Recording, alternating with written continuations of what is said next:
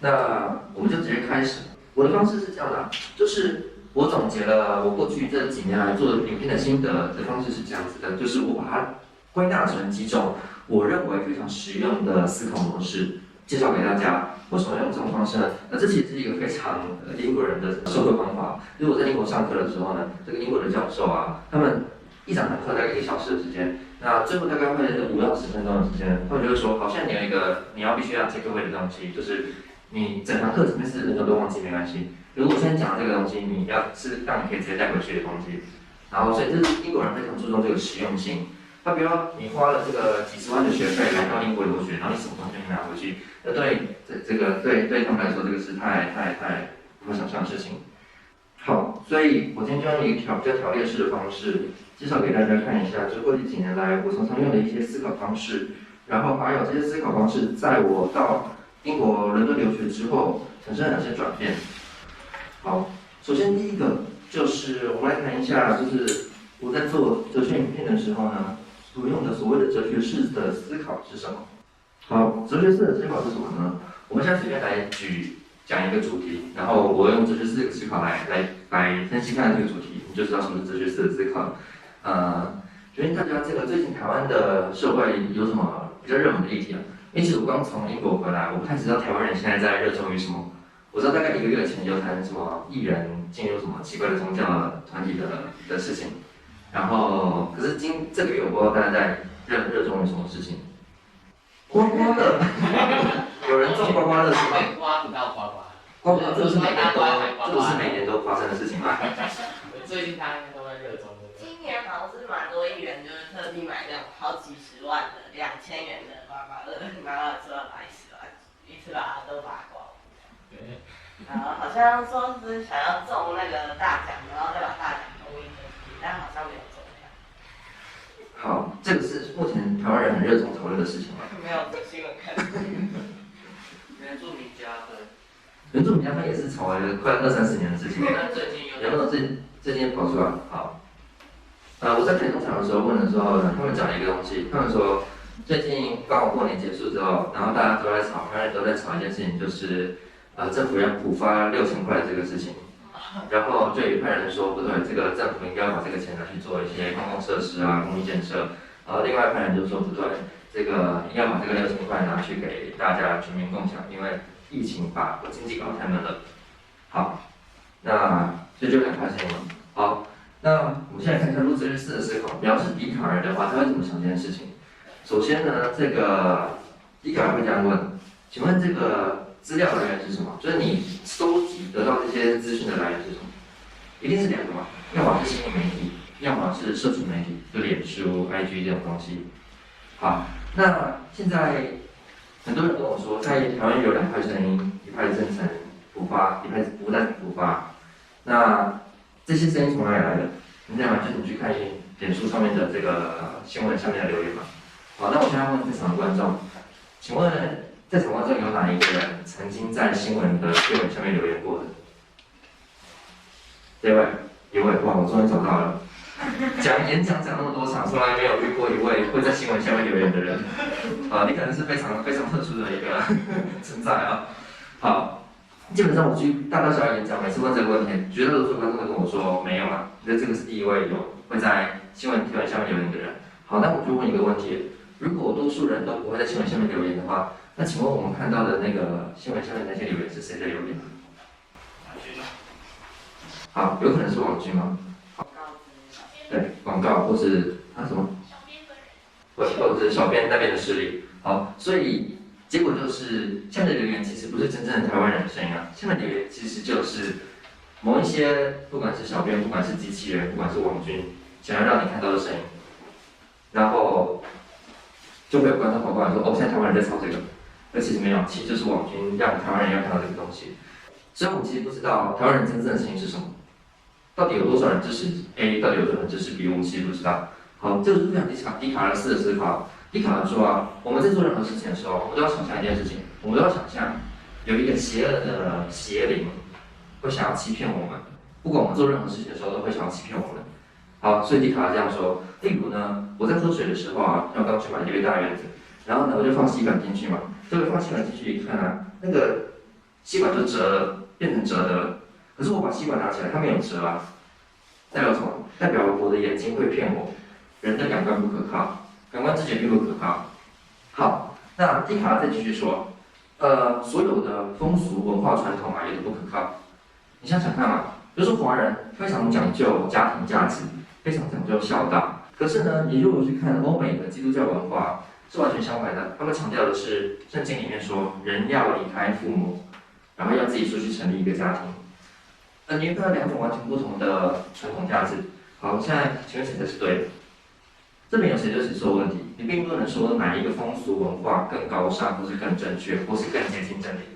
所以这也就是说，所有人类自己设定的价值都不可靠，因为你可以怎么设定都可以，任何一个文化自己安排它想要任意怎么设定都可以，它其实都不可靠，它只要自成一格就可以。你不能去说哪一个文化更接近真理。所以笛卡尔说，好，所以我们不能从人类自己设定的文化价值来找到真理。所以这个文化价值也有可能就是那个邪灵想要来骗我们进入这个文化体系里面。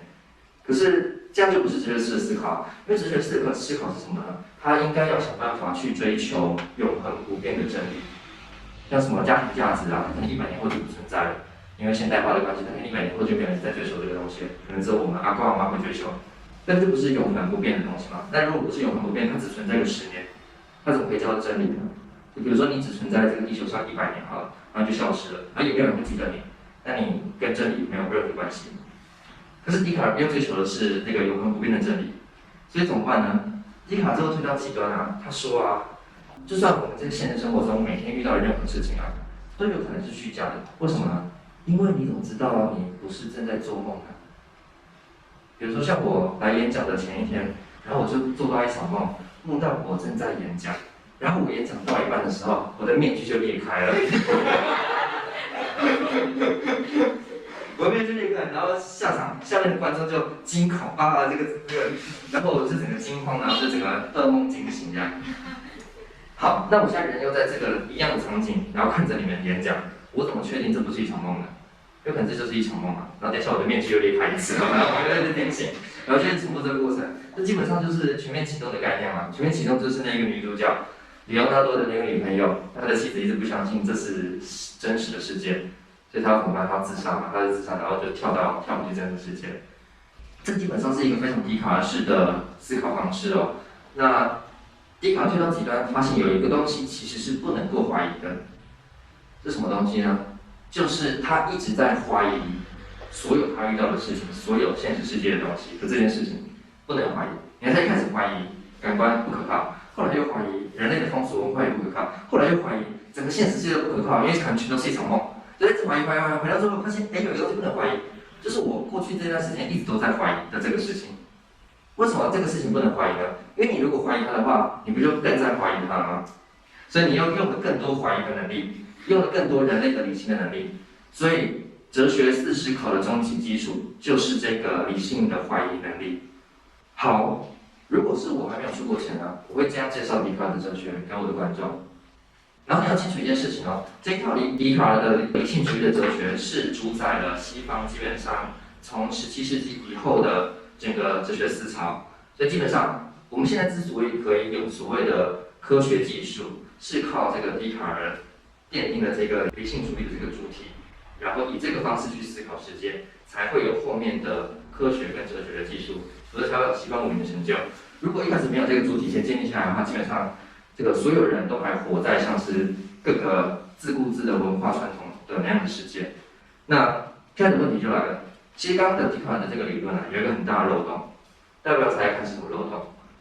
好，我要补充一点哦，就是笛卡尔的理论有一个很重要的结论，就是他说到最后，他说有一个东西是不能怀疑的，叫做我正在怀疑的这件事情。那正在怀疑是一个人类思考能力的活动，所以基本上就可以说它是一个理性的能力。那笛卡尔把这个东西称作我思，他说我思故我在嘛。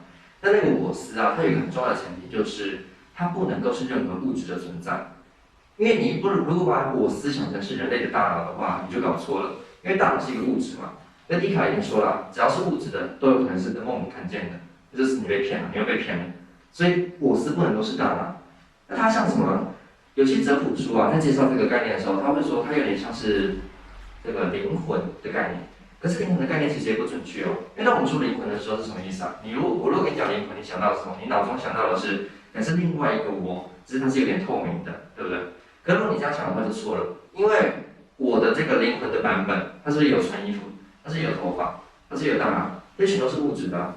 那这些如果全都是物质的话，就有可能是笛卡尔说的，你还是在做梦，你梦里面也会梦见这些东西，所以它也可能全都是假的。所以笛卡尔的那个我是完全不能够有任何的物质实体，它是一个非物质的存在，所以它完全不占据任何空间。所以他得出来的结论其实是非常激进的哦。他认为人类的那个灵魂啊，人类的那个理性的能力啊，其实是一个完全非物质的东西。那它到底在哪里？不知道。好，他这套理论有一个非常大的问题，有没有人可以抓出它是什么问题？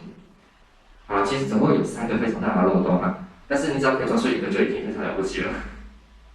好，我们来公布解答了。照笛卡尔的那个说法啊，如果我是一个完全非物质的存在，可是人类是一个完全肉身物质的存在嘛？那请问我们的那个我思，我们的那个灵魂是怎么控制我们的身体的？一个非物质的东西怎么可能控制物质？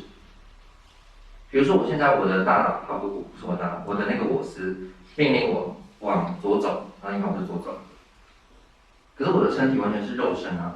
那个非物质的灵魂、非物质的我思怎么控制这个肉身的？可这是非物质啊，它应该不会跟物质世界产生任何的因果关系。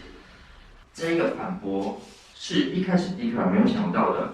笛卡尔把他的理论出版成书之后呢，有一位神圣罗马帝国的公主提出了这个质疑。他说：“笛卡尔，根据你的说法，那如果我是一个完全没有占据物质空间的存在的话，它如何影响人类身体？它如何控制我的身体？你看我的我思叫我往前走，我就往前走。可是我的大脑、我的身体完全是肉身存在，那到底是谁在控制？这个交互作用怎么产生的？”然后笛卡尔就吓傻了，因为这个是他从来没有想过的问题，所以他就跑去神圣罗马帝国跟这位公主见面，彻夜好像找到心腹一样，彻夜聊天。然后他们的对谈呢，现在已经被收录起来，出版成书。好，那这里就有一个很重要的事情要讲哦，就是我们一般在谈哲学的时候啊，我们都从这个我们一讲西方哲学，然后你就想到笛卡尔。可是呢，这个女性她对于笛卡尔的反驳，从来没有被收录进哲学史里面。但是她可能是人类史上、近代史上第一位女性哲学家。那为什么女性的声音消失了？因为在16、17世纪啊，在那个时代啊，基本上女人是没有出版的权利的，书是跟女人无关的。再来，在当时教会的系统，还有大学的系统，在当时的大学系统基本上就是教会系统，当时并没有一个大学哲学系这件事情。大学哲学系是18世纪以后才有的事情。那你想看，那笛卡尔那个时代，他怎么学哲学？他是进教会学哲学，他没有进大学哲学系学哲学，因为当时还没有大学哲学系。好，那这是男生才能进，可是问题是这个教会的系统是男生才能进去的。那这个公主怎么办？如果有那个很聪明、非常有哲学式思考的女性想要来辩论的话怎么办？她其实没有任何方法跟男性辩论，所以这一些贵族，欧洲的贵族世家，如果有那个非常聪明的女性啊，他们就私底下搞地下组织，举办沙龙，然后邀请这个他们认识的最聪明的女性来，然后一起破解笛卡尔哲学里面的漏洞，然后聊一聊，就把这个他们的聊天过程通讯给笛卡尔，然后笛卡尔发现，哇靠，这个在远方的德国的一个秘密组织竟然破解了我的哲学，所以笛卡尔就跑去这个神圣罗马帝国找这些公主。好，那这个沙龙的文化呢，在欧洲从17世纪开始就非常的普及，一直传到法国。在法国一样，你也可以看到所有的沙龙的主持人通常都是女主持人，因为他们就是没有办法在这个台面上出书的那些人，但他们又有哲学辩论的欲望，所以他们就在私底下通过这个举办沙龙，然后跟其他的来宾一起辩论哲学。所以当时的比如法国哲学家卢梭、伏尔泰、狄德罗这些哲学家，他们写的书出版之后，这些女沙龙的主人，他们就在私底下辩论他们的哲学，然后抓他们的漏洞。结果发现他们辩论的东西竟然比原本的哲学家还精彩，所以卢梭、伏尔泰、狄德罗这些人就跑去参加那些女主人的沙龙，然后听到原来这些女性是这样的看我的哲学系统，然后把他们的思想收刮到他们的哲学系统里面，然后再出来陈述一次。所以你在看任何哲学史的内容的时候，你看到的、你听到的都只有男性的声音。但其实这些男性偷偷把女性的批判给私藏在自己的哲学里面了。好，这是哲学的起源。哲学的起源就是男性号称自己在做哲学式思考，但他的哲学式思考的大厦之所以可以完整，其实是因为他偷偷的把很多女性的批判给加入进来。有时候是另外一个方式，是直接压抑女性的批判。好，所以这边我们就突然从哲学式的思考，突然转到一个非常社会学式的思考，就是哲学式思考的起源啊。比如说笛卡尔，他最终不是全都怀疑嘛，然后最后现实世界是假的。然后这个思考模式，他认为他自己怀疑了很多，可他最终没有怀疑到人的那个我是如何跟他的身体产生交互作用。然后这个德国公主比笛卡尔更彻底的怀疑了他的系统，然后说不对，你怎么没有提出这个问题？所以你如果用笛卡尔的标准去看的话，这个公主其实比笛卡尔更笛卡尔，因为她怀疑的更彻底。所以你如果去看他们的通信，你会发现非常神奇，就是他的理性的思考能力其实是比笛卡尔更高的，但是他从来不会被写进哲学史里面啊。因为我们读到的哲学史，不管是台湾人读的哲学史，或是欧洲人读的哲学史，其实都是经过一定的筛选的。所以我们在读这个哲学的时候呢，就是要注意一件事情，我们在吸收某一个思考系统的同时，也排除了另外一种思考系统。要怎么把这个东西拿回来呢？我们要做另外一种思考，叫做历史化的思考。这个是我到意大利的时候呢，去拜访朋友家，在 Pieste， 然后当时我就去参观了从18世纪保存到现在的城堡，然后这个就是200年前那个女沙龙主人会在他们自己的这个书房里面办沙龙，就保存着完全一模一样的样子，200年前的样子就长这样。然后不过它是有封，它的这个房间是封起来的，你是不能进去的，所以我们就只能在外面拍照的。好，所以只有哲学式的思考是不够的，那我们还要再进到另外一种，就是历史化的思考。什么是历史化的思考呢？就是我们要去想一下这个，我们在学任何的哲学或是西方的理论的时候，我们要去想一件事情，它是在怎样的历史环境下被创造出来的。比如说，我们在刚刚讲笛卡尔哲学是一个另外一个很大的漏洞，要不要猜猜看？因为刚才跟我师父我在的时候，他说立基在不能怀疑他会去什么怀疑的事情，然后不然会陷入怀疑的循环。那他要如何去，就是确实说，哎，这个不能被怀疑？因为不能被怀疑的这个东西，就是这个怀疑行动本身，而不是怀疑的内容。怀疑的内容都是可以怀疑的，比如说我现在是不是在做梦？很有可能是啊，所以你们都是假的啊。可是有个东西是真的，就是我在怀疑你们是假的，这件事情是真的。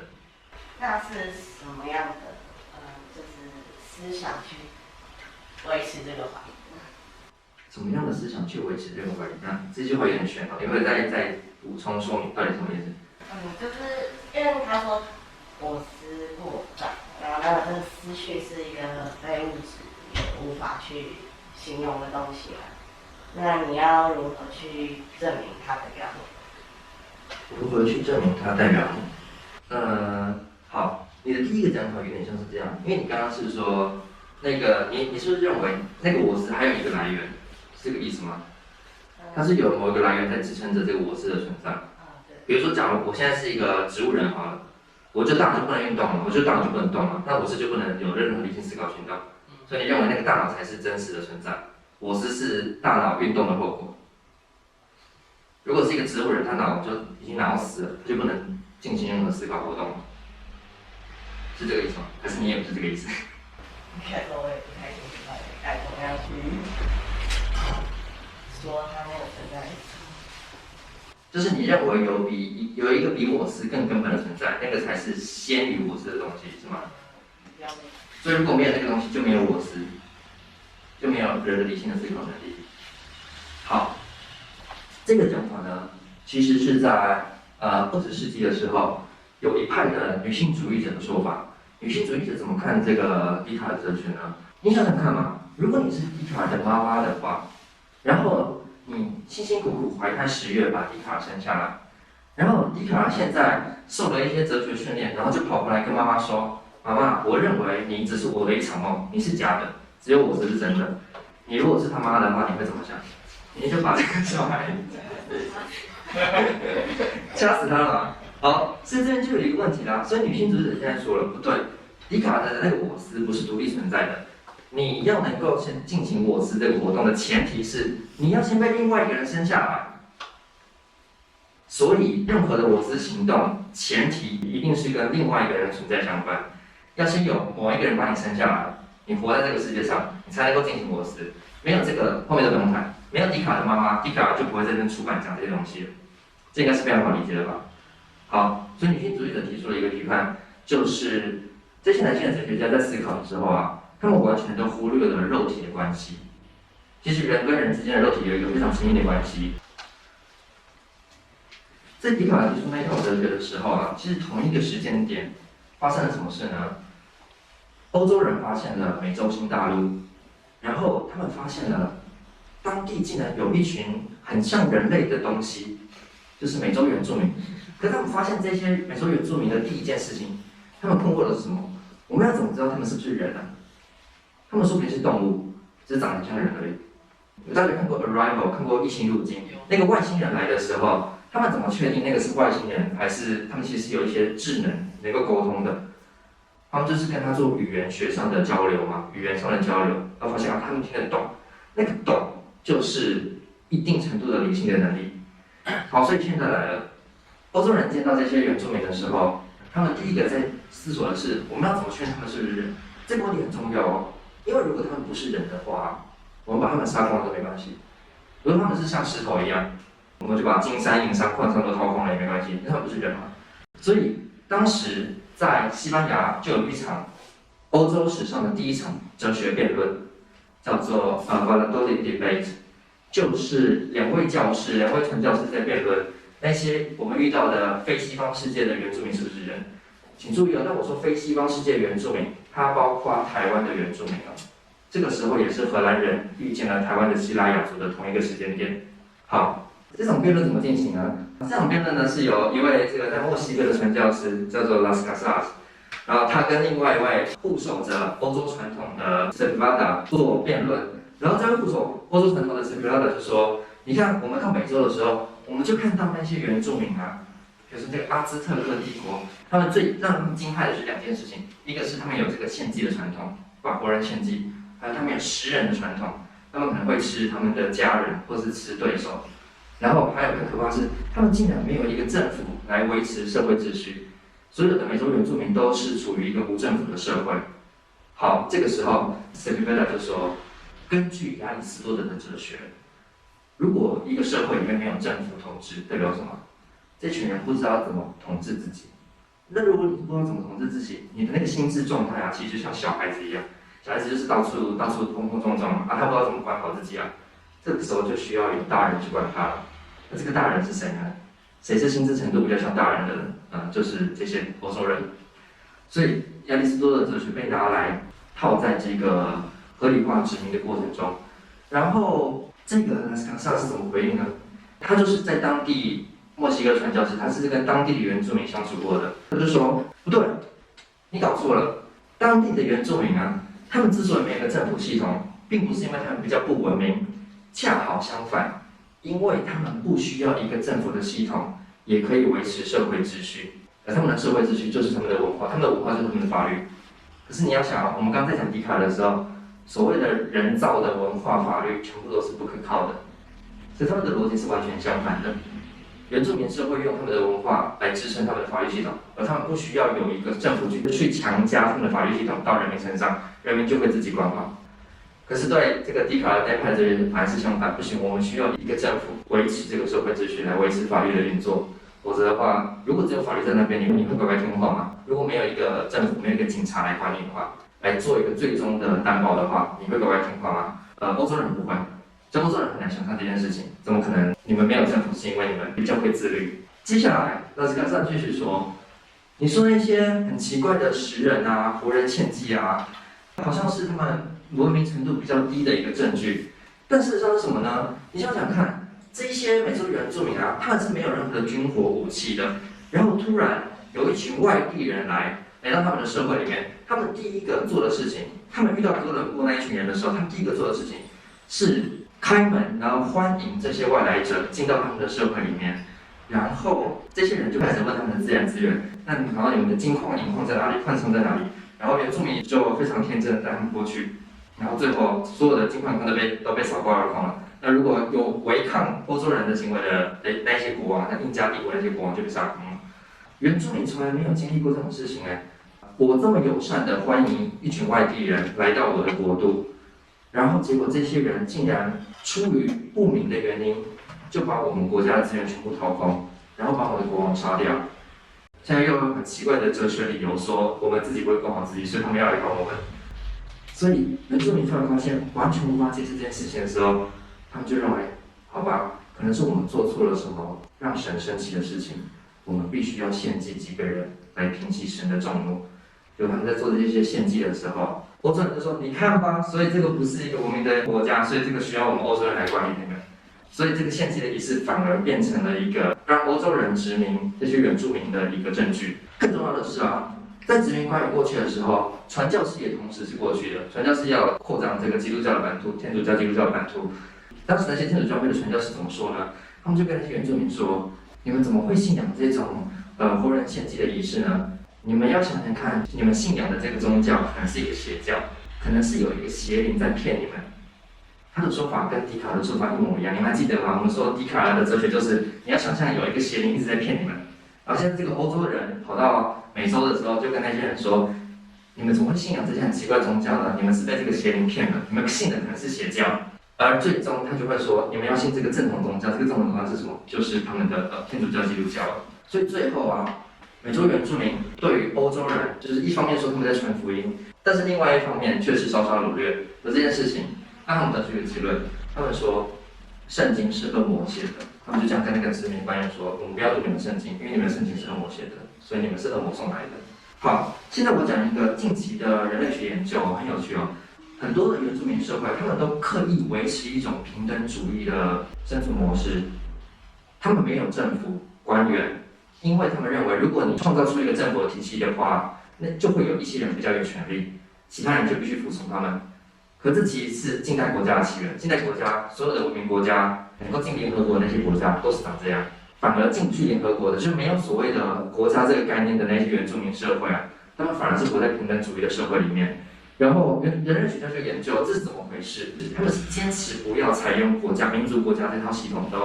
然后人类学家就开始研究这件事情嘛，就发现很多的原住民社会啊，他们之所以这种平等主义的文化，很有可能是什么呢？你如果去看分布，整个地图的分布，你就会发现这些坚持平等主义的部落文化，他们都散居在各个人类历史上的大帝国的周围。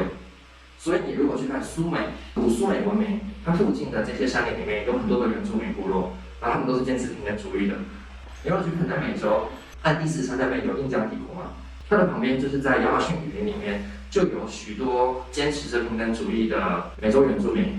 在台湾也是一样，荷兰人来了之后呢，许多原住民受不了，他们是逃往深山里面。同样的，日本人来殖民台湾的时候，原住民受不了，逃往深山里面。那最有名的就是这个赛德克族，就是赛德克巴莱拍的故事是这个。这就让人类学家做了一个推论：我们以为的那些原住民，他们好像活在很原始的社会里面，其实事实正好相反，他们其实已经超越了民族国家的 level。他们已经发现了民族国家是一个威胁，因为它很有可能会成为一个帝国，统治他的人民，所以他们正在逃避民族国家。所以他们逃避的方式就是，我们就离开帝国，包括边疆，去创造一个自己的社会。但是他们做了这件事情之后，比如说这个在美洲、中美洲有的阿兹特克帝国嘛，然后就可以看到很多平等主义的部落散居在阿兹特克帝国的附近，他们很有可能都是曾经在帝国里面，后来逃出来的奴隶。然后他们自己建立他们想要的社会，这是一个人跟人之间可以平等的共处，然后对陌生人也非常的欢迎，有人需要什么帮助我们就帮助他，那一种社会。然后他们成功了，但是他们成功了不到几百年之后，欧洲人来了，然后看到啊这个是陌生人，我们要欢迎他们，因为我们是坚持平等主义的人。结果发现引进来的是一群在当地重建一个帝国的人。这件事情啊，在19世纪的时候被美国的人类学家发现。就是原住民坚持平等主义，更重视人跟人之间的关系，同时他们也拒绝欧洲人近现代的非常多的货币的系统、政府国家系统，还有私有财产的系统，这些全部都是被他们拒绝的。这件事情在19世纪的时候被美国的人类学家发现，这个人类学家发现之后，他就有出版成书，后来就被欧洲的哲学家，一位叫做马克思的哲学家看到，马克思就说，我一直在构想的这个最理想的人类社会，也就是共产主义，早就已经被这些原住民实现了。他把这个称作原始共产主义，就原始共产社会。而他认为，其实人类在过去几万年来都是活在那样的状态。而这件事情其实就让马克思得到了一个经验上的证明，就是共产主义不是一个幻想，因为它早就已经被许多原住民社会实现了。问题只是我们要如何在现代化之后，就我们已经活在现代社会里面了，已经在使用货币，已经有政府的这个世界里面，重新打造另外一个接近我们原点的那个共产社会。好，这个是马克思在思考的问题哦。我们再做一个历史化的思考。笛卡尔的思维其实还有另外一个很大的漏洞，就是当他说我们要怎么证明你是人呢？很简单嘛，你要能够展现出那个我是，那个我是就是你的怀疑能力。好，那我请问你们家如果有养狗养猫啊，你有看过你家的狗或猫展现出那个怀疑能力吗？你有看过你家的狗或猫就是跑来咬你，然后确定你是不是真的人吗？你是不是真的主人？有人家的狗或猫有这种理性的怀疑能力吗？应该是没有吧。好，对笛卡尔来说啊，如果没有的话，代表你不是人，你不能够享有跟人类一样的法律地位。对笛卡尔来说啊，猫跟狗它们的法律地位就跟石头一样，因为它们只有物质的存在，它并没有任何我思的这种理性的能力的存在，它是低于人类的位阶的。所以人类可以用这些动物做生物科学的实验。所以为什么欧洲人在发展自然科学的时候，允许拿动物来做科学实验？因为他们就是奠基在笛卡尔哲学上。但是笛卡尔为什么会信仰这套世间万物的存在有一个接续呢？因为欧洲有一个更古老的文化传统，叫做存有之序列 （Origin of Being）。这个存有之序列是长这样的：所有世间万物的存在有一个接续，最顶层的叫做上帝，再来叫做天使，再来叫做人类，再来叫做动物，再来叫做植物，最后叫做矿物。好，它这个阶序其实是有个逻辑的哦，越往上的阶层啊，它的物质层次越少，精神层次越多，所以上帝就是全知全能全善，但是上帝完全没有一个肉身，它的物质层次是零。然后越往下开始有天使，开始有人类，人类就是有肉身嘛，但是它同时又处在那个我思，所以那个我思就好像是一部分的上帝的能力被塞进了人类的大脑里面。所以我们每个人都共享一点点的上帝的能力，然后再往下到动物，就只剩下物质了，没有那个理性的能力了。然后再最往下就是矿物，矿物就是完全物质了，它不像动物至少还会动。这个存有之序列在古希腊的社会里面就有这个文化的传统信仰，然后一直承袭到这个中世纪的教会，再一直承袭到笛卡尔的时代。所以你们还记得吗？笛卡尔说要怀疑所有的人类设定的文化传统都是不可靠的。但笛卡尔没有怀疑到他自己的文化传统，就是这个存有之序列，在欧洲盛行了2000多年的这个传统。而到现在，我们的那些自然科学家，他们之所以会用白老鼠做实验，也是因为他们信仰这套系统。我现在来讲一个不信仰这套系统的社会会长什么样，就是人类学式的思考。欧洲人现在的不管是科学或者是哲学的那套体系啊，基本上是奠基在笛卡尔式的哲学。笛卡尔式的哲学基本上是奠基在这个人类是有理性、有怀疑能力的，所以它是不同于世间其他的万物的。它可以享有更多的权利，是因为它更接近上帝。上帝是那个全知全能全善的那个理性。那现在我们来讲一个完全不一样的思考方式哦，就是啊，当欧洲人在建立他们的这套哲学的同时间，其实原住民也在思考欧洲人，他们在思考什么呢？我们看一下这张图片，这张图片是西班牙人在攻打南美洲的时候，他们有时候打输了，西班牙就被抓回去当战俘。他们怎么对待那些战俘呢？你可以看一下，这是原住民，他们在对战俘做一件事情，就是把他们的身体泡到河里面，因为他们用这种方式来测试他是不是人。什么意思啊？欧洲人在测试原住民是不是人的时候，他们做的事情是什么？是我们来进行一场辩论。我们来看一下这些原住民有没有理性，跟我们一样有理性能力。可是原住民在测试欧洲人是不是人的时候，他们做的事情是把他们泡到河里，因为他们想要测试他是不是跟我共享同一种身体。因为对这些原住民来说，他们信仰的是万物有灵论，所有世间万物的存在都有一样的灵力、理性能力，这个事情是不需要怀疑的。所以原住民不会去辩论说这个欧洲人有没有跟我一样的理性能力，他们不需要辩论，因为他们相信万物有灵论，这件事情是已经确定的。那我要怎么证明你跟我一样是一样的人呢？很简单嘛，我就把你的身体泡到水里，你的身体泡到水里之后，如果你会溺死的话，代表你跟我共享同一种身体系统。但是我如果把你泡到水里，你就游走了，那你就是跟鱼共享同一种身体系统，你就跟我是不同的存在，所以你不是人。所以你发现两种完全不同的思考模式，他们的思考模式是世界万物的存在都是一样的理性程度，一样的灵力，不同的是我们有不同的身体系统。对他们来说，区分的是身体，而不是那个理性。而在欧洲，所有万物的存在共享同一种身体系统，大家都是原子组成的。但是有一个东西不同，就是人类有叫做理性，你家的狗没有。虽然你跟你家的狗共享同一种原子，你们都是共享同一种原子嘛，但是你有理性，它没有。所以人比较特别，你看两种完全不同的思维模式哦。为什么要讲这个呢？因为在大概20年前呢，有一位人类学家叫迪斯科拉，他到了南美洲的天马逊林做田野，那跟当地的阿恰尔人做田野，然后他发现了当地的万物有灵论的系统是长什么样子呢？比如说当地的阿恰尔人啊，他们的妇女啊在种植物。然后种植物的时候，你就看到那个植物给它浇花，然后生长，就慢慢长大，最后开花结果。我不知道你们有没有种过盆栽的经验？如果有人有种盆栽啊，你就会知道他们的那种感觉，你好像是在照顾一个小孩一样，看着这个小孩长大。所以对那些妇女来说，在阿恰人的社会里面，那些植物跟他们小孩是共享同一种称谓的，他们就是他们的小孩，然后他们是可以进到他们的亲属关系里面的。同样的。他们的社会有性别分工，女生负责种植，男生负责打猎。那男生出去打猎的时候，就会带着猎狗嘛。你看到你的猎狗跟着你的其他兄弟一起在打猎，这像是什么意思？你的那个兄弟跟你的猎狗并肩作战，所以那个猎狗就是你的兄弟啊。所以他们会用同样的亲属称谓，跟兄弟一样亲属称谓去指称他们的猎狗。所以他们基本上是把万物的存在，就不管是动植物啊，对待他们的方式像是对待家人一样。所以这个 Discord 就发现，部落里面有个女人进到山林里面，然后被蛇咬了，然后第一个反应是什么？我们也是昨天去山林里面的时候，不小心把这个山里面的神灵给让她不爽，所以这个山林的神灵就派一只蛇来咬我们部落的女人。他们的思考模式是跟笛卡尔完全相反的。你想想看，如果是16世纪秉持着科学理性的殖民官员来到这个部落，然后这个部落里面的人这样跟他讲，他会说什么？你怎么会信仰这种邪教？你要怀疑，你要用你的理性能力来怀疑部落给你强加在你身上的这种文化系统，然后你之后就会发现这些东西都不可靠。然后，但是有一个东西是可靠，就是人的理性。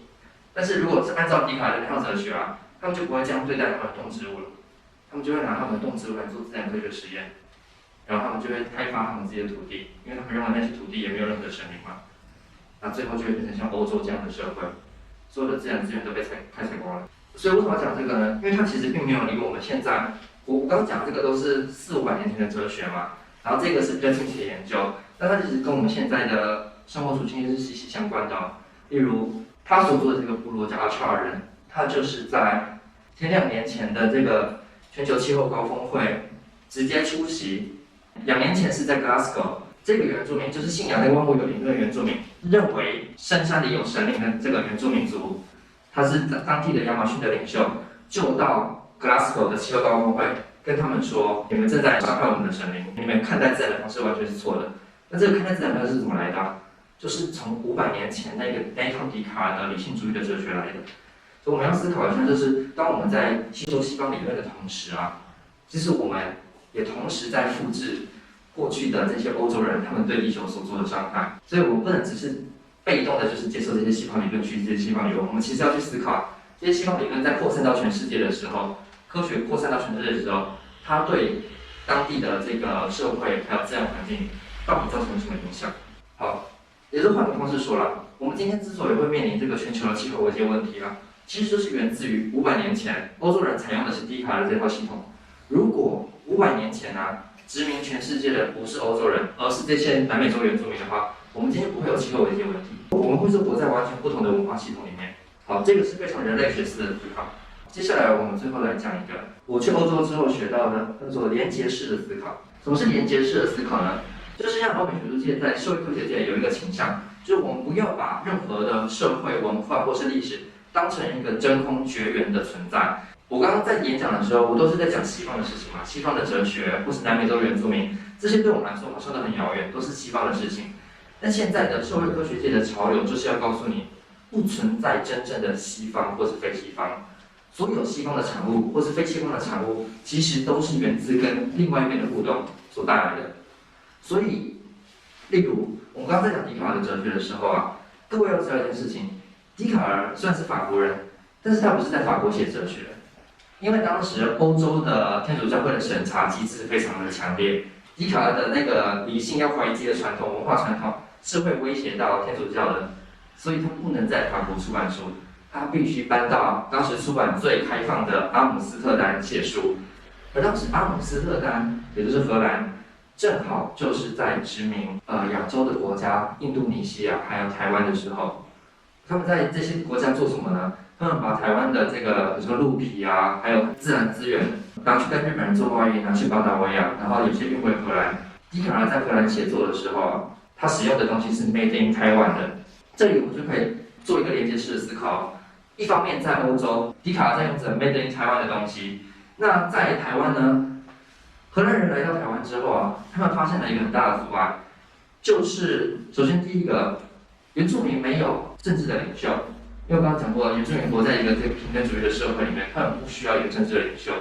那原住民有很强的土地的所有权的意识，就是他们不要让欧洲人拿到他们的土地。第三个大问题是，当时的原住民没有一个文字系统，没有文字系统的社会，对欧洲人来说是一个很大的问题。因为你基本上没有文字系统，你就不能签任何的合约，然后你也不能记录任何的税收。所以怎么办呢？荷兰人就开始在台湾盖学校，然后教这些原住民，你们要怀疑你们在拜的那个神。当时台湾人在拜什么神啊？台湾的原住民在拜，他们把那个水装到湖里面，然后再拜那些湖，他们拜的是那个水里面的神会出到那个水里面。然后当时的传教士就用笛卡尔的那一套跟台湾的原住民说，你们要怀疑你们这个信仰系统可能是邪教，你们怎么会认为那个水里面有神呢？这个叫做迷信，这是 superstition。你们要信仰的是真正的神，是那个全知全能全善的那个理性程度最高的、那个存有之具量最高的那个神。然后他们就这样教当时台湾的原住民希腊雅族各种欧洲的语言文字，就拉丁文。好，学会了语言之后，这些荷兰人就要开始跟原住民签契约。他们怎么买呢？他们说，我现在要跟你买100公尺的绳子的土地。然后你会想是什么？是100寸的土地嘛，对不对？荷兰人的意思其实是100乘以100，所以其实是100倍的原本的数字。就是原住民以为是这样1块好了，可它其实是100乘以100，所以它会变成100倍。因为长乘以宽是100嘛，所以就变成1万寸的土地。荷兰人用这种方式，就是玩文字游戏的方式，骗到了很多他们原住民的土地。那你们还记得笛卡尔的哲学里面有一个东西叫做，你要想象你在生活中做的每一件事情都有一个邪灵在骗你。这个邪灵是谁啊？就是这些欧洲人啊，这是笛卡尔所身处的时代的环境，这些到处在欺骗世界各地原住民的欧洲殖民政权。好，所以你就可以发现，为什么笛卡尔会想出那样一套的哲学，其实是跟我们连在一起的。他在想那个到处骗人的那个邪灵啊，就是跑过来我们的国家来骗我们的原住民的那个邪灵。另外一件事情是，这个是笛卡尔式的思考，把一个活生生的人拆解成像那个组装手表一样，把它拆解成很小的部分。先理解完小的部分，你就理解整个大部分了。台湾的自然科学教师学的是这一套西方的科学系统，他们到兰屿去教书的时候，就发现兰屿的小朋友完全听不懂这套。这套对我们来说太奇怪了，你怎么会认为有生命的人或是有生命的动植物可以被拆开成像是钟表一样，把它拆开，然后理解部分之后再组装回去，然后就理解一个钟表？这对我们来说太奇怪了，所以他们一开始是学不会。直到那些高中老师发现啊，其实要教这些兰屿的小朋友啊，最好的方式就是把他们带到户外，直接给他们看那些动植物，然后跟他说这个是什么，这个是什么，因为他就像在接触一个活生生的人一样。因为对他们来说那是万物有灵论，那个就是活的人。所以你就像在认识一个朋友一样，你不是在认识一个没有生命的在课本上面的图片，你是在认识一个活的人，跟一个活的人打交道。好，所以这些事情其实都是在台湾同时在发生的，它不是只是在500年前迪卡尔的那个世界发生，现在在我们台湾的社会就同时在发生这件事情。那好，所以这个是连接式的思考。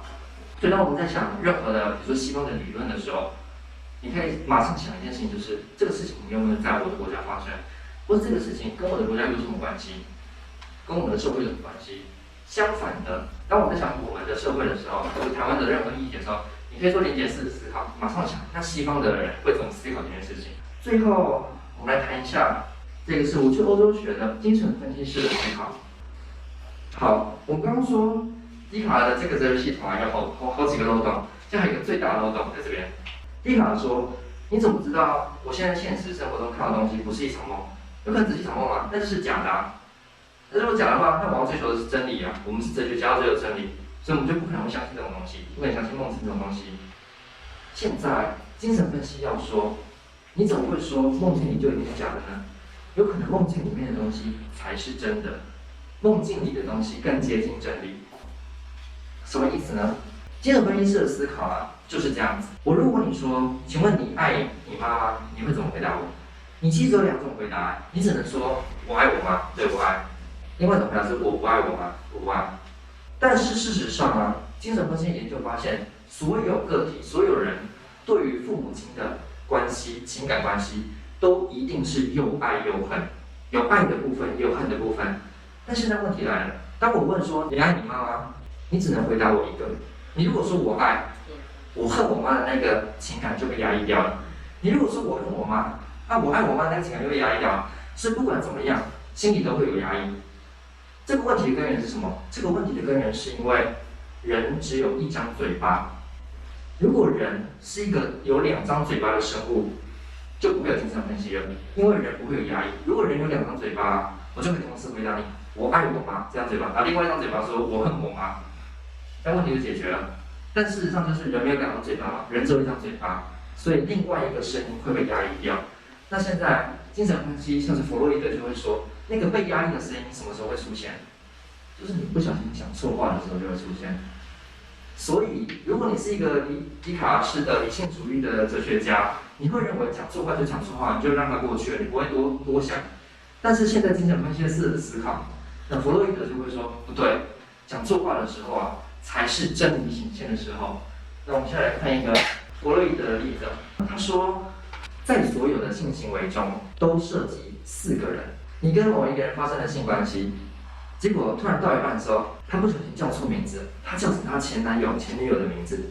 好，这是什么意思啊？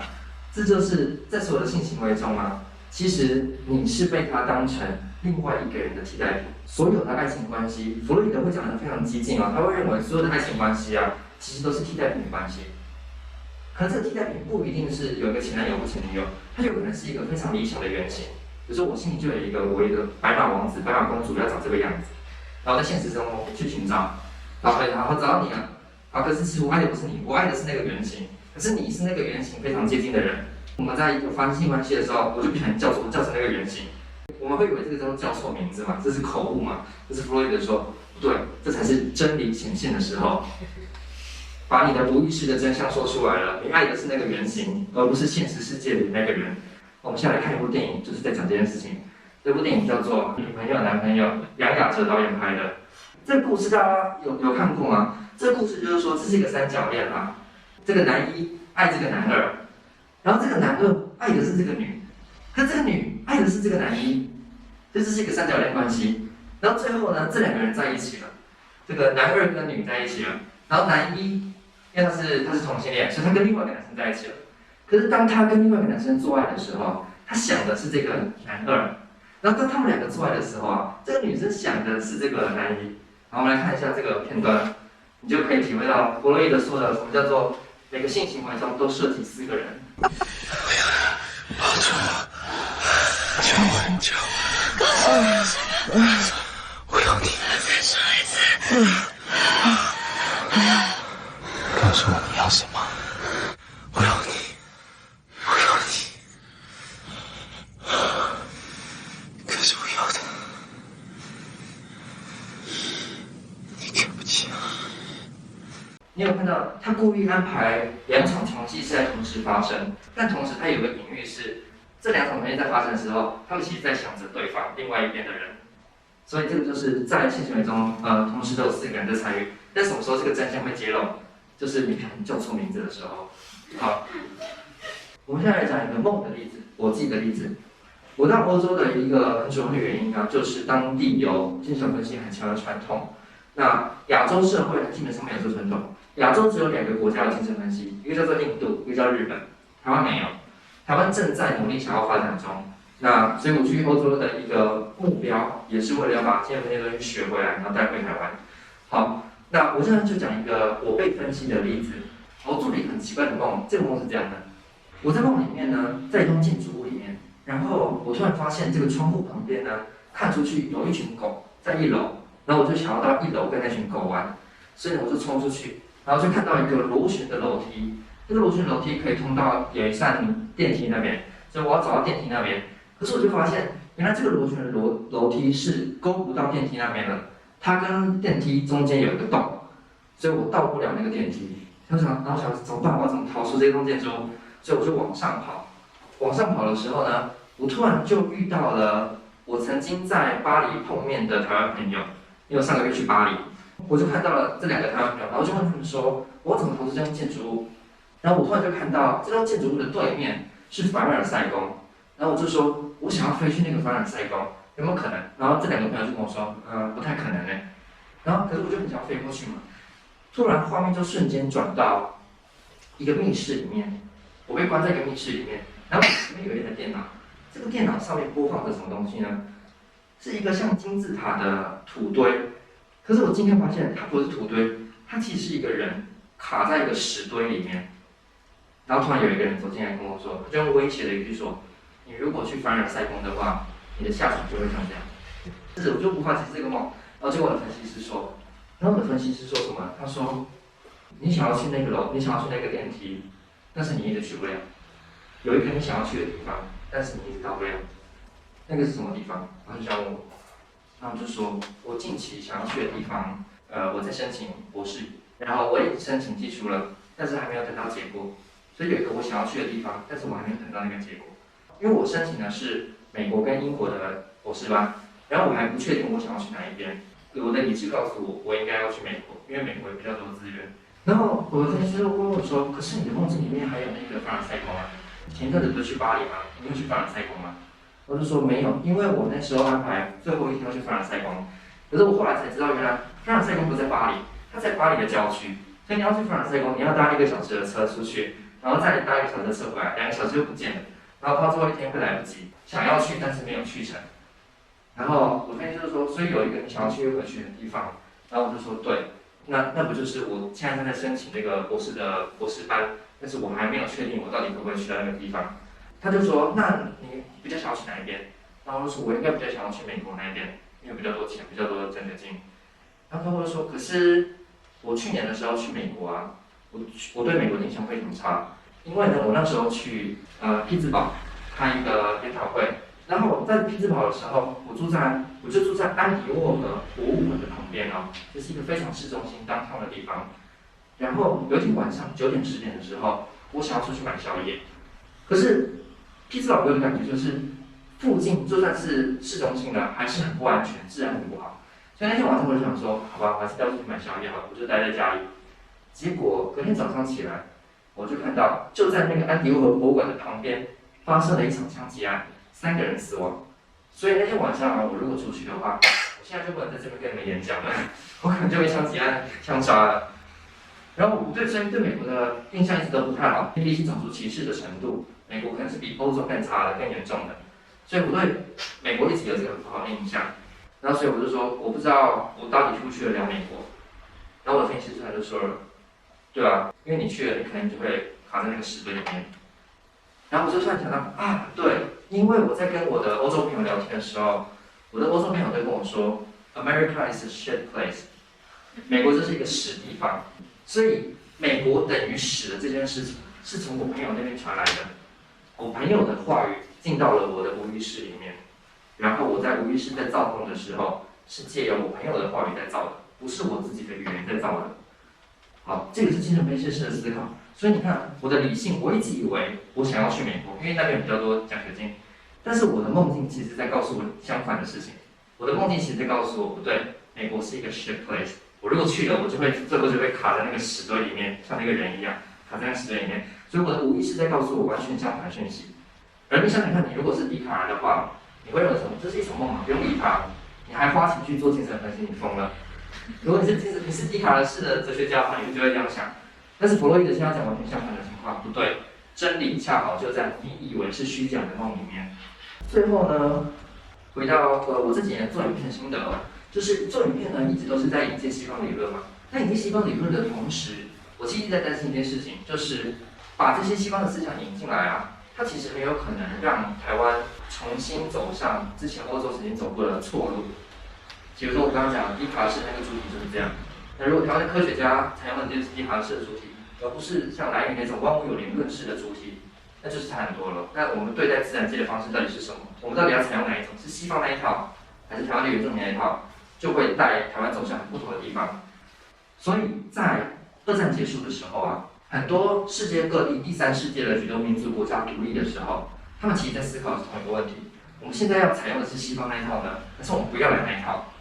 我们有没有可能想出自己的一条路？所以在法国的哲学家，生长在非洲，但是在法国受医学训练的一位哲学家叫法农，他就警告非洲人：你们一定要小心，你们想要在非洲建立另外一个欧洲的欲望。好，那你可以想想看，今天的台湾，其实我们也是想要在台湾建立另外一个欧洲，另外一个美国啊，所以才会有所谓的这种2030双语国家的这种政策出现。而同时在学术界呢，其实你也可以看到，你如果是留美的，会首先能够找到这个学术界的教职。就是我刚刚讲了很多东西，那你可能觉得是西方的哲学、西方理论，或是在离我们很遥远的原住民的世界。但我现在要讲这些东西，其实是作为一种思考的工具，我们可以反过头回来思考我们自己的社会啊。例如什么呢？我现在问你，请问你认为有什么东西是非常台湾的？什么东西可以称作台湾文化、台湾特色？什么？闽南语的脏话，那就是中国那边来的，新竹不是台湾的东西了。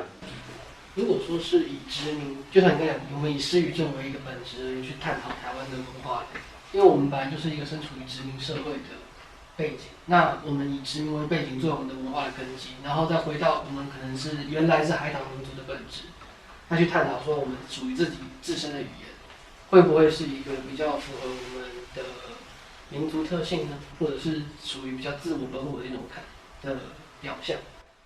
好，那这个回答有一点复杂哦。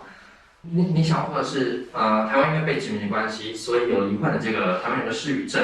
那台湾人的失语症的这个状况下，如果要摆脱的话，我们要想办法找回自己的语言，有一个自己的语言的这件事情，它其实是有点暗示一件事情，就是目前台湾还没有他自己专属的文化。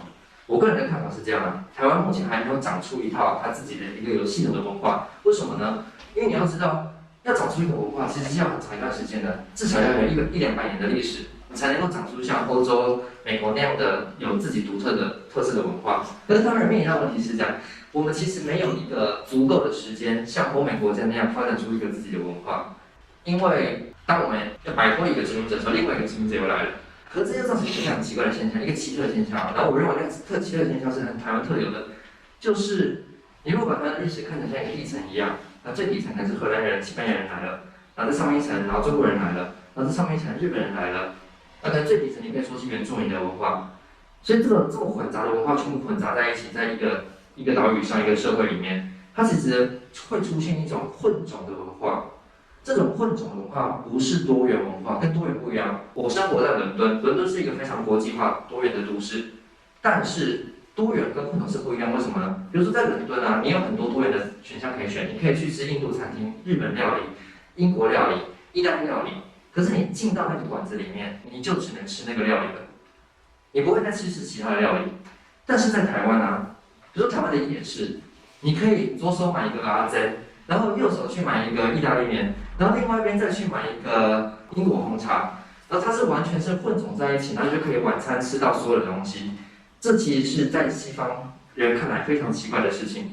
比如说，台湾人会把鸡睾丸放在披萨的上面，这是意大利人完全没有办法接受的事情。完全是一个天大的耻辱。但是为什么台湾人完全不 care， 完全不会觉得这个是有什么问题？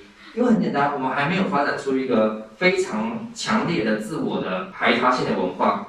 我们不会要求说哦不行，这样是不符合我们文化的。那恰好反映了，其实我们还没有长出一个自己的文化，所以我们认为这个你怎么混都是可以接受的。这个混种文化其实也呈现在很多地方，例如比如说台湾人喜欢去唱卡拉 OK， 卡拉 OK 是台湾的文化吗？不是啊，卡拉 OK 是日本来的，它其实是日本文化的受日本文化层面的影响。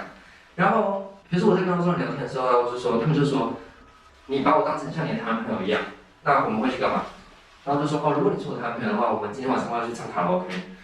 然后他就说你们台湾人都在唱卡拉 OK 吗？然后我就说对啊。然后说在欧洲啊，欧美国家，卡拉 OK 是会被视为一个比较 low 的一种文化。然后说你在说什么？那你们怎么满足你们想唱歌的欲望呢？他们说如果想唱歌的话，最好的情况是要有一个会弹吉他的人，一个聚会的场合，然后那个人就会弹吉他，然后其他一个人唱，然后就可以满足他们唱歌的欲望。所以他们有一个要满足某一个欲望的时候，什么是一个比较好的想象？台湾在满足任何欲望的时候，他的那个想象啊，都已经被外来文化、外来殖民者先把持住了，已经在历史的脉络里面先定位好了。所以我们其实不太去想这件事情，是一直到比如说我出国之后才发现，哦，其实这件事情是蛮奇怪的。最后再讲一件事情，我认为是非常台湾特色的事情。台湾的经济 GDP 啊，完全是由科技业把持的，科技业占了非常大的比重的这件事情。导致台湾的小朋友想要成为人生胜利组的话，他必须去读理工科，才能够进到科技业，然后赚比较多的钱。这整件事情啊，让台湾人产生一种命定的性格，就是下一代的小孩都一定要去走上这条路，之后才会成为人生胜利组，然后才有一个前途。好，我现在要讲这个东西不是命中注定的，它其实是我们用历史化的思考，我们就会发现它其实是有个历史缘由了。简单的讲，它其实是在二战结束之后，美国在全球布局资本主义生产的结果。在二战结束之后，美国在跟苏联打冷战嘛，在打冷战的时候啊，美国在想的一件事情是，我要怎么拉到最多的盟友。所以美国做了一件事情，因为在二战结束之后，欧洲基本上被摧残殆尽了，所以呢，美国那时候非常有钱，他就投资了上百亿给欧洲的国家，这个叫做马歇尔计划。援助他们重建他们的社会。同样的，美国也砸了几十亿给台湾，这个叫做美元。1950年代开始的美元，帮助台湾自己发展自己的这个产业。那这个产业其实是有一个政府很缜密的规划，它并不是随意发展的，它是有一个大政府主导的。那个政府主导就是什么？我们把台湾最聪明的这批人才送去美国，学他们的科技产业，他们学成归国之后，回来开设新竹科学园区，开设台积电。所以台湾有点像是美国的这个小小兵，就是美国在世界各地布局。为什么布这个局呢？因为啊，在二战之后啊，全球的大国在竞争的已经不是石油跟钢铁了，而是晶片。晶片竞争最重要的，我们常常在讲那个美国跟苏联的那个军备竞赛，军备竞赛里面要的其实最重要的一点是晶片。苏联之所以会输掉啊，恰好是因为美国拉到了许多盟友来帮他生产晶片，而其中一个盟友就是台湾。3月的时候呢，台湾会出版一本书，是有一位耶鲁的历史学家出的，叫做《晶片战争》，就是在谈这件事情。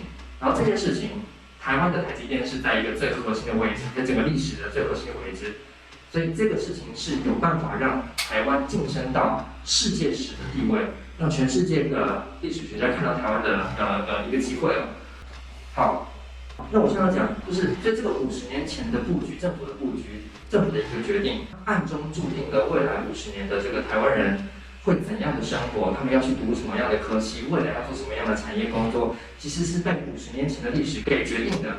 听起来好像是很宿命、很命中注定的事情，但其实恰好相反啊，因为这代表什么？这代表我们现在做的任何事情啊，我们以为看不到任何成效，我们以为我们做了什么好对社会都没有帮助，都不会改变。但你如果熟悉历史的话，你就会发现，所有的社会变迁，它通常都需要个50年、100年来产生效应的。也就是说，我们现在做的某些决定啊，它有可能会在50年后对台湾产生很重要的影响。前几场的这个演讲呢，就有人问我说：“那你一直在做这个超级人影片呢？你觉得真的能对社会带来什么改变吗？你没有看到一个立即的成效，你不会觉得很失望吗？”好，我的回答就是，我讲的这段历史来告诉你，要见到一个成效，立即的成效，至少需要花到50年以上的时间。它很可能不会在我们这一代马上出现改变，但这不代表我们做的事情没有任何意义。恰好是我们做的事情对下一代的这个人有帮助的话，恰好是值得我们去做的事情。我再讲另外一件事情啊，就是我刚不是讲的这个50年，这个政府送了一大堆人去美国嘛，这个到时候当时留学的第一目标就是要去美国啦，就是来去美国。那去美国之后，他其实奠定了台湾的另外一种性格，就是美国回来的那一批学者主导了台湾的学术界，所以他们在选人用人的时候，他们也会希望未来进来的人是留美的。我去英国读博士班的话，我拿到这个英国的文凭啊，我可能回不了台湾。台湾学术界要留美的人，这件事情是什么时候决定的？不是我的因素，也不是那他们的因素，是50年前的那一批留美回来的人奠定了台湾的学术界的性格，是这样的。所以它是一个完全是历史化的因素。这就是为什么我说这个历史化的思考非常重要。我们要去想所有我们现在遇到的问题，可能不是我的问题，也不是对方的问题，但是我们就是活在这段历史里面，所以很多事情是在前面的时候就决定了。我在讲最后一件事情，也是用历史化的思考来思考我们当今的台湾的社会问题。有没有人知道这个人是谁？我把名字透露出来了，名字透露出来了。有人知道吗？如果知道的话，我们就来送一个小礼品。我去大英博物馆买的，没有。这个应该没有人知道，他在亚洲不红，他在欧美非常红。这个人叫做 Henry George。其实 Henry George 呢，他是在19世纪末美国的镀金时代，就是美国在西部拓荒之后，然后非常多的小镇开始开发，然后经济发展非常迅速，这个 GDP 增长到很高的时候。却同时出现了一批新的穷人，为什么呢？因为当经济发展高的时候的土地房价就往上升高，就有出现一批人买不起房子，这些买不起房子，最后就是这个露宿街头变成流浪汉，听起来很像我们今天台湾的情况嘛。这个东西其实在19世纪的时候就发生过一次了。当时的经济学家，这位经济学家叫做 Henry George， 他就提出一个经济理论，他说，如果一个社会的经济成长提高了，一个社会的经济变繁荣了，因此土地的价值升高了，那个增值的利润应该要算是谁的？不应该算是地主的。为什么呢？因为地主什么事情都没做啊，地主就是买一块地在那边，然后他就自己去度假了。可是那块土地去增值了，那个土地增值是谁的功劳？其实是整个社会的功劳。比如说台北好了，台北最高房价的区域是哪里？大同区。大同区的房价为什么可以增高？因为有很多劳工在那边工作，然后那边有很多店家嘛，然后所有的人进到台北都会想到这边工作嘛。简单来说，其实整体的劳工提升了那一个精华区的繁荣程度，让大家想要一直进来。如果劳工全部都走光的话，那个地方就没落了。所以简单来说，一个地方的土地的增值，它其实是全体公民的功劳。所以这个Henry George就是说，如果一块土地增值的话，不应该归地主。应该政府要收一个土地增值税，然后把这个土地增值税收过来之后，那笔钱怎么办呢？那笔钱就放在一个公库，叫做公民红利，也就是每一年从地主那边收过来的钱全部拿下去分给全民，全民共享。所以它其实就是全民基本收入的概念。所以我们现在在讲那个全民基本收入的议题，在100多年前，19世纪就已经有经济学家提出全民基本收入的概念，这个东西一点都不行。如果去追溯历史的话，就发现那个概念一点都不行。然后 Henry George 的这套理论在20世纪初变成全球最红的土地理论。为什么呢？因为20世纪初一战结束之后，世界各地有许多新的民族国家成立，许多国家正在反欧美的帝国主义。所以东南亚、非洲很多的国家开始独立了。独立之后，他遇到的第一个问题就是，那我们要怎么分配那些土地？那个土地问题要怎么处理当时只有2条路，你要么走资本主义，给个人拥有；要么走社会主义，给政府拥有。可是这2条路就是2个极端。Henry George的经济理论让这一群新独立的国家有一个第3方案，就是我们不用完全资本主义，不是完全社会主义。土地可以私人拥有，但是增值的那笔利润会拿来全民共享。而这套理论呢，就被一位华人给看见。他在美国的时候看到这套理论，把他带回去他的国家。这个华人就叫做孙中山。张家辉公的理论就是从这个经济学家来的。好，所以我要讲，就是我们现在遇到的很多土地问题很多房价的问题它并不是没有人去思索的，100年前就有人在思索了。如果我们去回顾那段历史的话，我们就会发现。以前的人其实提供过蛮多答案的。好，我今天就讲到这边。总而言之，今天讲就是我们从近代思想的起源笛卡尔开始，然后告诉你，其实我们在建立哲学的体系的过程中，女性的声音消失了，原住民的声音消失了，然后非西方国家，比如像台湾的声音也消失了。那最后这个我们讲那个佩瑞哲学，讲那个土地增值，它其实让劳工的声音也消失了，地主以为是他自己赚来的。所以就是我在学，比如说经济理论、哲学理论，任何西方的思想的时候，我同时也会让某一些声音消失。那所谓的求知啊，其实就是把这些被压抑、被消失的声音给找回来。那这就是我今天想要介绍给大家的，我在过去1年去伦敦学到的东西了。给大家10分钟到20分钟时间 Q&A。那刚才有一个地方还想要听一点补充，是不知道提到说一个2岁的小孩，他在开始有记忆跟思考的阶段，他刚好会忘记2岁前是经历过的所有的记忆这件事情。我刚刚讲的这个2岁以前的记忆会消失的这个东西，在医学上叫做幼儿失忆症 （infantile amnesia）。这个东西呢，医学上面没有解释哦。那精神分析有一批他自己的解释。精神分析的解释是什么呢？就是人一开始出生的时候啊，还没有意识的系统，它的系统基本上是一个无意识的系统，也就是说，它不会有一个自我的存在，它不会有自我的概念，它不会认为这个是我。证据是什么？很简单，你去看那个小朋友哭的时候啊，这个小朋友哭的时候，如果说附近有其他小朋友的话，他们会一起哭。就是比如说 A 小朋友哭了 ，B 小朋友看到 ，B 小朋友会以为是自己在哭，他就跟着一起哭了。他没有那个人我分界的界限没有非常清楚，在1岁前，大概6个月到1岁的时候，这个人我的界限还没有非常清楚，或者是什么？或者是有些小朋友啊，2个1岁的兄弟或者姐妹，他们就互打，比如说我打你，结果我自己在哭，因为他以为他自己被打，因为他跟他的兄弟没有那个分界，那个时候 ego 自我还没有长出来，所以那时候人我的分界还不是很清楚的时候，他就认为这个他的周遭的东西都是他自己。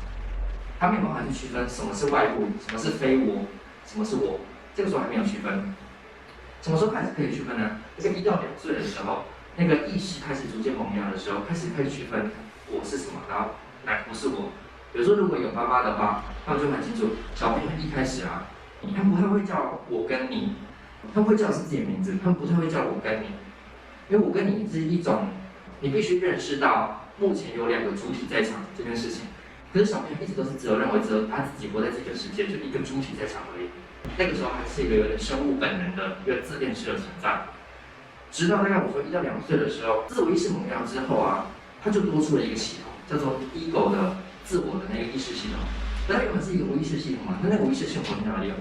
无意识的系统还存在在人的心里面，但是现在被意识那个系统主导了，所以记忆没有消失，记忆还存在那个无意识的系统里面，可是你没有办法记起来。为什么？因为现在白天你说话清醒的时候，你现在跟我说话的这个系统是你意识的自我那个系统，所以讲完全遗忘记不起来不正确，其实是存在另外一个系统里，就是那个系统一直存在，然后那个系统会一直影响你，只是你自己不知道它如何影响你。好，我就给你举一个新闻系案例好了，这是一个伦敦的案例哦，那有个女生啊，她得了忧郁症，来看这个精神分析师。精神分析师问她你有什么忧郁症？你上一次发作是什么时候？然后就说，我跟我男朋友同居之后我就得忧郁症。很奇怪，她不知道为什么永远都爱上远方的男生，也就是她的每一段恋情都是远距离恋爱。然后她就一直很想要可以跟她的男朋友住在一起，那就好几任都是远距离恋爱。然后好不容易这一任终于有机会可以住在一起，然后他们同居的那一天之后，那个女生就得忧郁症。这是一个非常奇怪的事情哦。为什么你的欲望达成了，但是你却反而不开心？然后他可以做进行做分析嘛？分析到之后发现，原来啊，这个女生啊，在国高中的时候啊，她的父亲过世。然后她的父亲过世的时候啊，她在学校有事情，她没有办法见到她父亲在病房里面的最后一刻，所以她一直没有机会跟她的爱人说再见。她长大之后，她就一直爱上远方的男人。因为当你爱上远方男人的时候啊，你每次就会再跟他在飞机场、在机场告别，你就有很多的机会可以跟你的爱人说再见。所以每一个男朋友其实都是他的父亲的替代品，而他自己没有意识到。所以当他跟他的最信任的男友同居的时候，他就失去了那个跟爱人说再见的机会，他就没办法满足那个无意识的欲望，所以他是得了忧郁症。好，你可以看到在这个案例里面，无意识是如何影响人的。他那个记忆已经消失了，那个记忆是后来做精神分析才追溯回来的，原本一直都不记得这件事情，这次做精神分析做了好几次之后才回溯回来的。所以我要讲的就是我所谓的那个幼儿失忆症，它就是这个遗忘，它其实还存在在人的思想系统里面的某个部分，无意识的系统，它会一直影响着我们的现实生活中的决定，但我们自己不知道。那怎样才会知道？你就要去做精神分析，就要去欧洲做精神分析。就是原住民文化可能基于万物有灵为主，那这种掠夺式的民俗，像是北欧民族的北欧神话，那蒙古人他们有自己属于草原文化在，但是草原文化是基于他们自己神话理论的背景，但是他们却是会不是跟万物去共处，而是去掠夺周遭的农民国家，来去获取他们更多的资源。这两个差异性是为什么？其实你的这个问题呢，在我推荐的这个人人瑜伽书里面就有写，它其实不是只有分两个系统，我刚刚讲只有两个嘛，要么是西方的理性，它叫做自然主义，简单讲叫自然主义。那另外一个系统是万物有灵嘛？那其实你讲那个系统呢，叫做图人信仰。图人信仰是比如说你讲北欧啊，还有澳洲的原住民也是图人信仰，像澳洲原住民就不是万物有灵人，他们是图人信仰。比如同一个图腾的不能吃，不同图腾的可以吃，所以他们也不是说你是万物有灵人，那我就不能吃你，不是这样子。总共有4组系统。你如果要了解很详细的话，你可以去看这本书。之后针对台湾文化部分呢，你说台湾没有本身自己的文化，但是我个人是觉得，我们算是混搭很多不同殖民的经验到现在。那能不能说这样的一个就是殖民过程的经历，它其实本身就是台湾的文化？殖民的经历能不能够算是一种文化的过程？我可以给你一个复杂的答案，也可以给你简单的答案。但许多的非西方国家都有被许多西方国家殖民的历史。如果要比被殖民的历史的话，当然国家可能被殖民历史更惨烈，还有这个中南美洲的被殖民历史是更惨烈。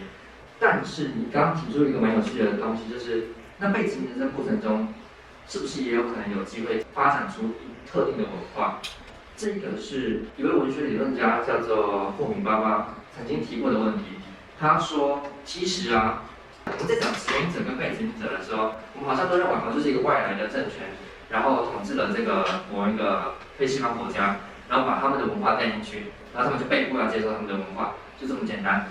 这个霍米巴巴说不是，事实上呢，应该算是我们反而吸收了他们的文化，也不是全部都完全吸收，是部分去截取，然后跟其他自己本身的文化做一个混合，就让你说我们是一个混合式的一个文化，而不是说我们会有一个非常独立的，但是我们就包容了各种不同的文化内的部分。好，这个包容性的部分啊，它不一定是源自殖民。我认为在台湾的状况下，它是源自移民，不是殖民。移民，比如说你有客家的移民，你有中国南方的来的移民，然后你原本就有原住民在这块土地上，那你可能又有外国来的移民。的确是台湾在这一点上有比较有特色，例如，比如说我搭高铁来的时候，你在高铁上面可以听到国语、台语、客家话，还有英语，4种语言嘛，对不对？台湾是移民社会，所以有这4种人的存在。而你去看美国、加拿大、澳洲，他们也是移民社会，可是你去搭他们的地铁啊，不会有这4种语言，就一个英语而已。好，所以在这点上，台湾是比他们还要多元的。另外一个层次就是我们刚刚讲那个外来的殖民文化、殖民政权进来的时候啊，并不是被殖民者就被动的接受。霍米巴巴要说的这个理论是，两边在角力的结果啊，是产生一种两边都吸收各自的东西，然后变成一种混种。我觉得最经典应该是台湾的饮食吧，不管就是说什么意式料理、日式料理、什么欧式料理，反正来了之后都会变台式料理。饮食的这件事情呢，它其实在世界各地都一样，台湾并没有比较特别哦。世界各地的料理进来台湾之后呢，它会变台式嘛。我住在欧洲，他们其实也是这样。台湾人在欧洲开的餐厅啊，会被欧化、欧洲化，所以吃起来是跟在台湾吃到的不一样。所以这件事情台湾并没有比较特殊。那我要讲它比较特殊的东西是什么呢？我讲一个例子你就知道了。比如说那个殖民政权啊，我就讲国民党来台湾的时候啊，他把这个国语带进来，然后不能够讲闽南话，你不能够讲闽南话，所有的人都被迫要讲国语嘛，对不对？然后看似这是一种压迫，我们会说这是一种压迫嘛，但它其实同时啊，也造就了一个意外的结果，就是它让整个台湾岛上的人共享同一种语言，然后这个共享的同一种语言，能够让所有人发展出一种集体意识。比如说，我们可以读国语的报纸，然后可以读所有的资讯都是用国语来传递的时候，它可以渗透到所有的不同的社会，渗透到客家人的社会，渗透到原住民的社会。这时候，原本是四散在各地四方的不同的多元的社会，它可以统一起来，发展出一种民族的意识，就是当我们共享同一种媒介的时候，那这个语言是可以互相沟通的。我们突然可以说，这样是一个叫做台湾人的社会。所以很奇怪，它原本是一个殖民者带来的东西，可它意外的促成让当地人统一起来的一个意识。欧洲人在这个殖民世界各地的时候，也常常意外造成这个结果。然后当当地人统一起来之后，他可以反过来去反抗那个殖民者。也就是说，殖民者意外的送给被殖民者一个有力的工具，让他们可以统一起来，团结对抗一个外敌。比如这个经典例子，这是法农学的例子。法国人在殖民阿尔及利亚的时候，他们就在当地建立了大量的这个广播系统。那这广播系统，他们当时讲法语嘛，可是当地人就被迫要学这个语言嘛。我们就会说啊，这个是一个殖民的系统，这个是一个压迫。但是恰好是因为他们学了法语之后，他原本是很多四散的部族，他们讲的不同的语言哦，可现在他们都被迫讲法文了，所以他们有一个共同可以统一的使用的语言。所以当阿尔及利亚人在开独立战争，要跟法国人搞独立的时候，他们把法国人控制的那些广播台全部都抢过来，然后用法文对着他们其他四散的部族讲法文，四散的人都听得懂。如果没有这个先殖民的过程啊，其实你讲任何语言都不通，你知道吗？因为有太多种语言在同一个国家境内了。可是反而殖民者为了要殖民方便，他反而统一了一个语言。这个东西是一位社会学家叫做 Benedict Anderson 提出来的，叫做想象的共同体，就是这个概念啊。殖民者原本要用语言殖民你，可是却意外的提供了被殖民者一个很方便的工具，可以达成一个集体意识来反抗那个殖民者。好，3点了，那我们最后就开放给大家选一些书，去那边看一下书，然后如果要签名的话，就可以来这边要个签名，然后我们就今天就到这边，谢谢大家的参与。